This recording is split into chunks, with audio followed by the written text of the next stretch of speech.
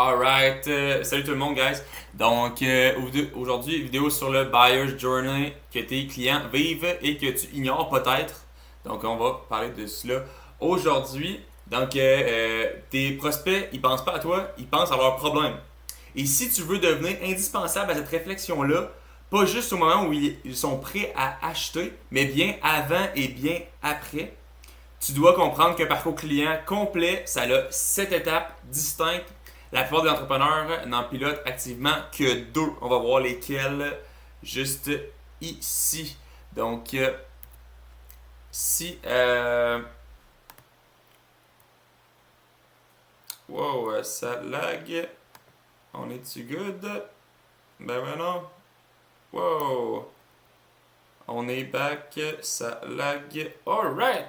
Donc, on est rendu à... même la cinématique a lagué. Voyons là. Ok, non. Donc, on est rendu à l'épisode 8. Donc, dans le chemin de la série. Donc, si c'est la première épisode que tu tombes dessus, on est rendu dans une série de 19 épisodes qui parlent d'entrepreneuriat. Donc, on a parlé au niveau de toi au début, qui était le premier chapitre, qui était au niveau de l'entrepreneur derrière la business. Et maintenant, on est rendu à la partie du client. Donc, principalement au niveau, on a parlé des sales, de l'offre, du bouche-à-oreille, puis du marketing, tout ça. Puis là, on est rendu au Buyer's Journey. Donc, let's go. Donc, tes prospects, ils pensent pas à toi, ils pensent à leurs problèmes, là, comme on disait. Donc,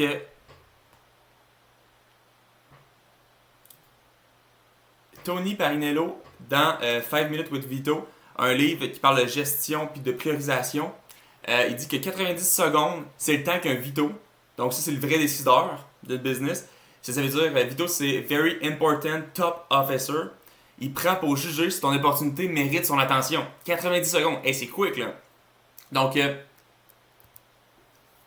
il dit dans son livre, la personne qui prend réellement la décision finale dans une organisation, son observation clé, c'est qu'il décide en 90 secondes si une opportunité mérite son attention. Tout le reste de ton parcours client s'écroule si tu passes ce temps précieux avec la mauvaise personne dans l'organisation. Un contexte de travail en cours, donc une business, peu importe, illustre concrètement comment prioriser les bons contacts. C'est une madame qui parlait dans un des cours que j'avais eu, qui disait que elle, sa technique était un chief dans une entreprise en technologie.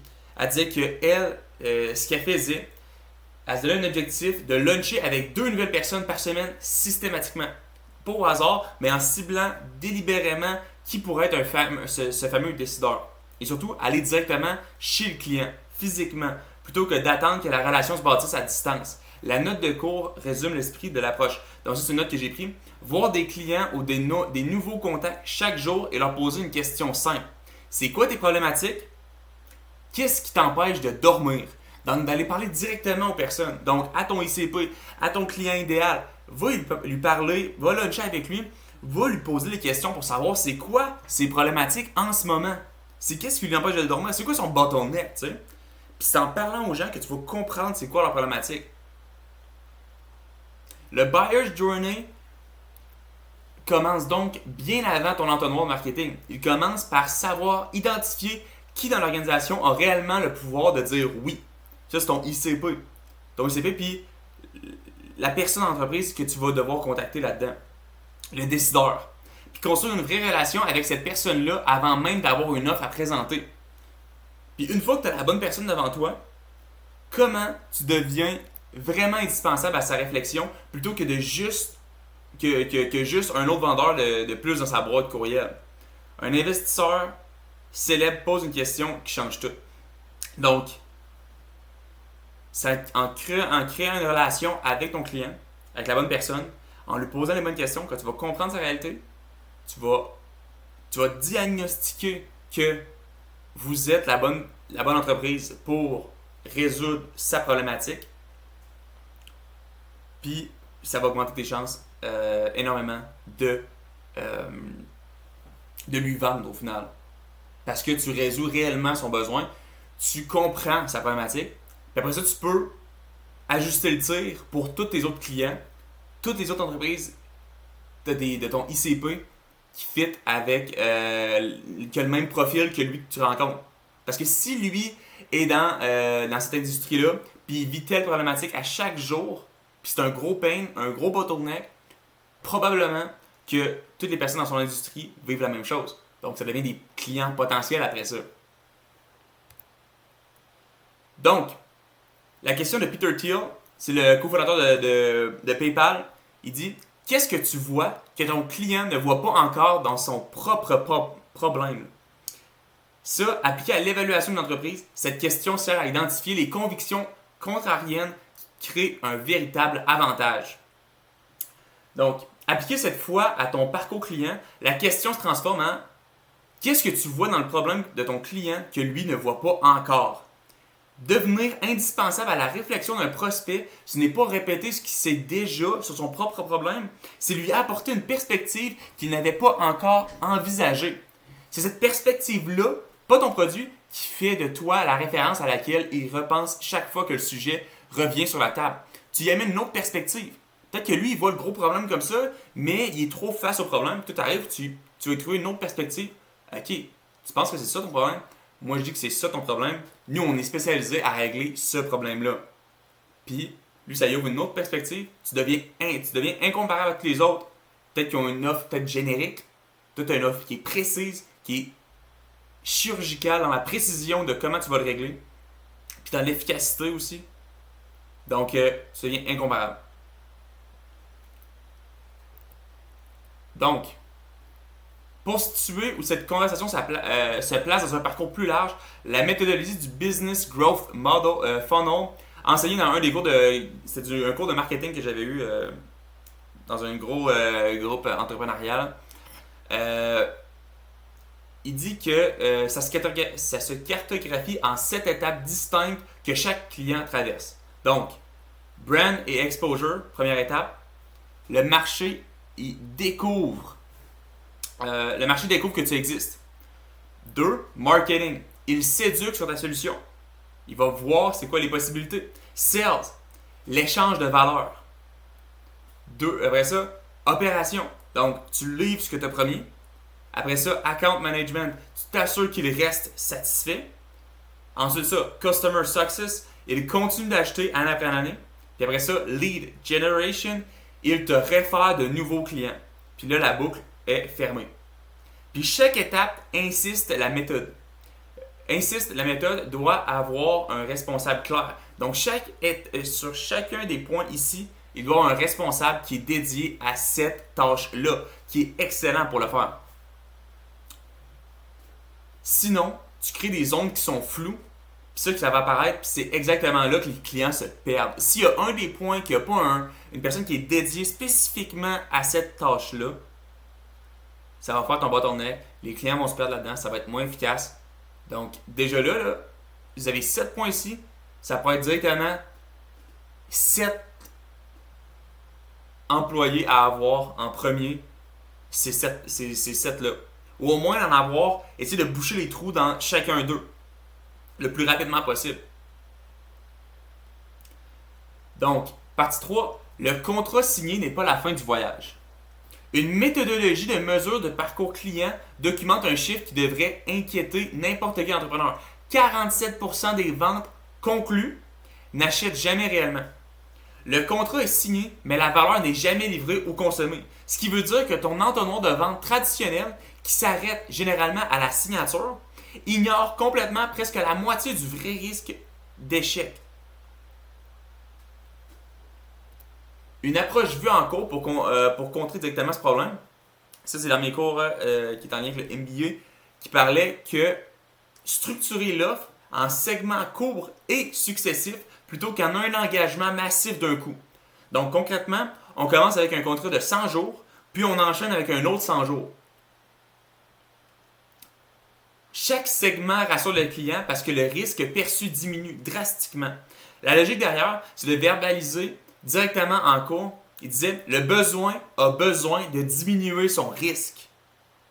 Le parcours client ne se termine donc jamais à la première valeur perçue. Il se termine à la première preuve de valeur, aussi petite soit-elle, livrée rapidement. Donc tu dois être quick à donner de la valeur rapidement. Parce que là, tu vois ici dans l'image que le risque perçu diminue par segment. Donc, tu peux avoir 100% au jour 0 de la signature. Après ça, plus 100 jours, tu as 55%. Puis plus de 100 jours, tu as 20%. Donc, le besoin a besoin de diminuer son risque. Chaque segment livre une preuve de valeur avant le suivant. Donc, si on revient juste ici, ça veut dire qu'à chaque partie, tu dois ajouter de la valeur. Tu dois montrer que tu crées de la valeur puis que tu avances. Si il y a un des moments que tu n'amènes pas de la valeur au prospect, au client, tu vas le stopper puis tu vas diminuer le nombre de personnes qui vont rester. Donc, comme je disais, chaque segment livre une preuve de valeur avant le suivant. Hyper important. Donc, on a la carte, on a cette étape, un risque réduit à chaque fois, mais comment tu gères une relation qui dure des années sans que ton client se sente oublié? Grosse question. L'anthropologue Robin Dunbar a démontré que le cerveau humain a une limite cognitive naturelle pour maintenir des relations sociales stables. Environ 150 personnes. Ça, c'est ce que tu peux garder dans ton cercle. Ça, c'est la limite cognitive naturelle pour maintenir des relations sociales stables. Au-delà, la qualité se dégrade, peu importe ta bonne volonté. Donc, voici le lien qui ferme la boucle. Tes clients t'oublient au-delà de ce plafond-là. Pas parce qu'ils sont ingrats, parce que la mémoire humaine, la tienne comme la leur, a une limite biologique dure. Le follow-up occasionnel ne compense jamais cette limite. Ce qui compense, c'est un système structuré où chaque étape du Business Growth Funnel, qu'on a vu précédemment, a un propriétaire et un déclencheur automatique indépendamment de la mémoire de qui que ce soit. Puis, mon histoire personnelle, moi j'ai probablement perdu des clients à cause de ça. Pas parce que l'intérêt n'était pas là, mais parce que je relançais pas assez vite ou pas au bon moment. C'était trop laissé au hasard avant ça. J'étais dépendant de, si j'y pensais ce jour-là, de le relancer. Le jour où j'ai commencé à automatiser une partie du suivi, des séquences de courriels, des relances qui partent toutes seules avec des outils qui me donnent des rappels sur où chaque lead est rendu, de faire un beau dashboard aussi que je vois tous les clients qui avancent, qui évoluent, avec des notifications sur Telegram pour me dire « Hey, tel client il est rendu là, ça fait tant de jours qu'il n'a pas été répondu, etc. » Puis d'automatiser les courriels qui peuvent être automatisés, ça a complètement changé la game. Puis c'est pas que j'étais devenu plus discipliné du jour au lendemain, c'est que j'avais arrêté de compter sur ma propre mémoire pour faire la job. Retiens juste ça. Tu peux cibler la bonne personne, lui apporter la meilleure perspective du monde, gérer son risque à la perfection pendant 100 jours. Si son suivi dépend uniquement de ta mémoire, il y a un plafond dur à 150 relations. Puis ce plafond ne négocie avec personne. Même pas avec le meilleur entrepreneur du monde. Là. C'est 150 personnes d'attitude maximum. Le système doit se souvenir à ta place. C'est aussi simple et aussi peu négociable que ça. Donc, le système doit se souvenir à ta place. Aussi simple et aussi peu négociable que ça. Donc, tu dois automatiser des processus au niveau des ventes à chacune des étapes. Il doit y avoir des suivis.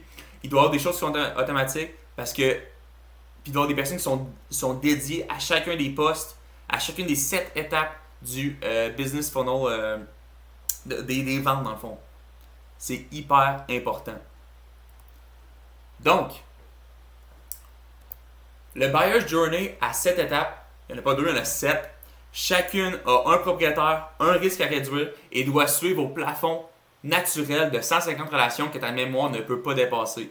Piloter activement seulement le marketing et la vente, c'est laisser la moitié du parcours au hasard. Donc, action concrète pour la semaine. Dessine les 7 étapes du Business Growth Funnel pour ta business. Pour chacune, écris le nom du responsable. Si c'est toi, sur quasiment toutes les étapes, il y a un problème. Il faut que tu engages. Si une case reste vide, c'est exactement là que tes clients se perdent à ce moment-là.